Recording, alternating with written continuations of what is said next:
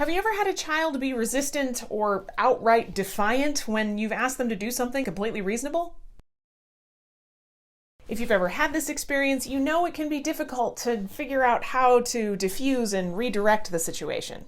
When approaching children's challenging behaviors like defiance, it's important to understand that these responses are often coming from a place of an automatic biological response to sensing a threat.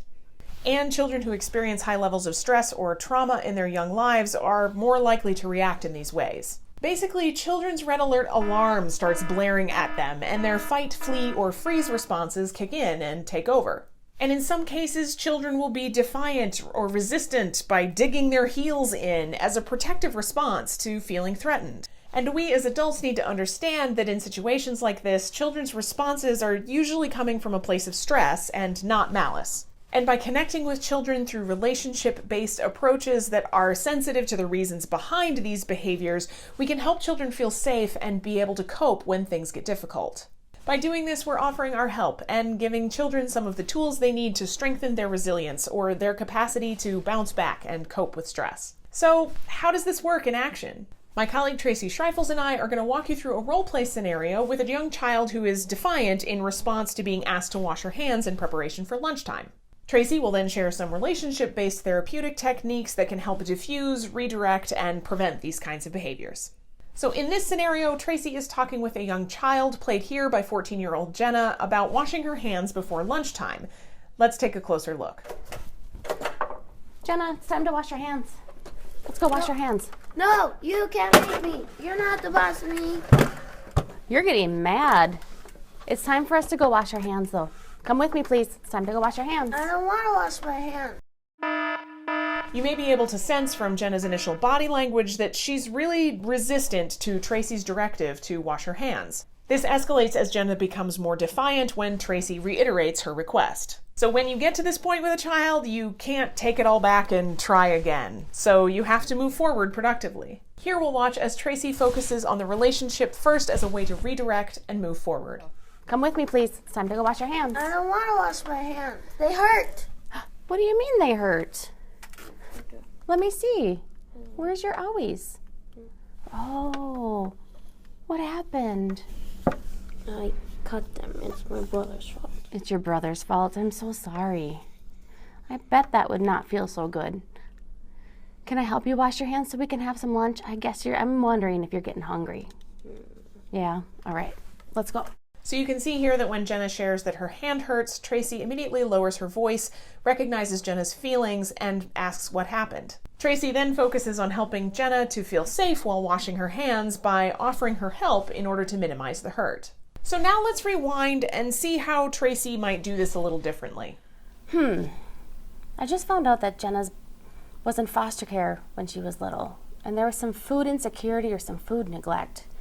I wonder if that's why these meal times have been so hard for her. And maybe even nap times too, because of her experience that she had when she was really little. I think today I'm going to try holding her hands before I ask her to wash them, so that maybe she knows that I'm there to help her keep safe, and help her know that her body's actually hungry and ready to transition and eat some lunch. I think I'll try that today.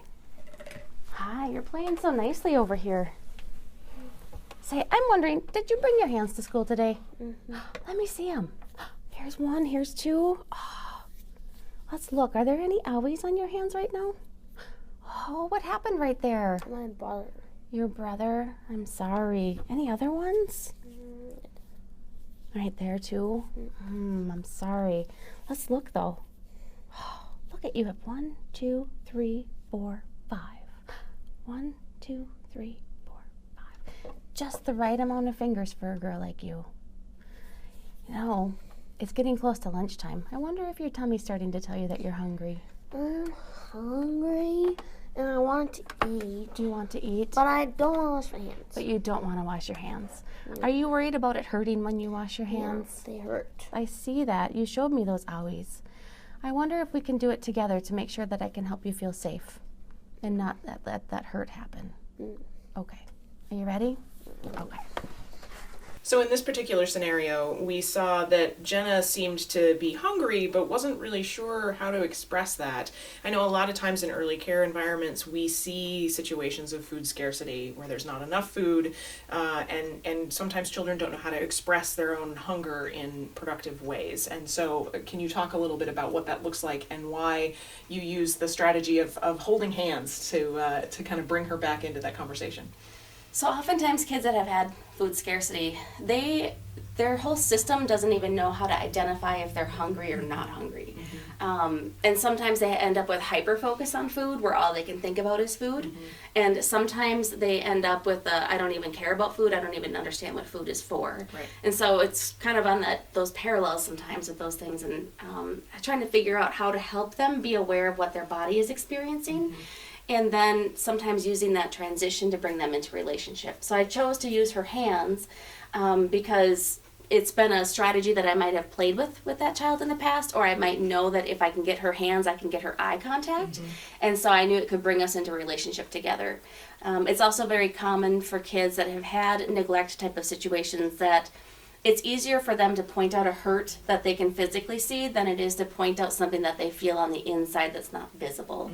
So letting her point to where her hurts were allowed me to nurture and to show her that I wanted to help her and I wanted to keep her safe with whatever owies she has. Right.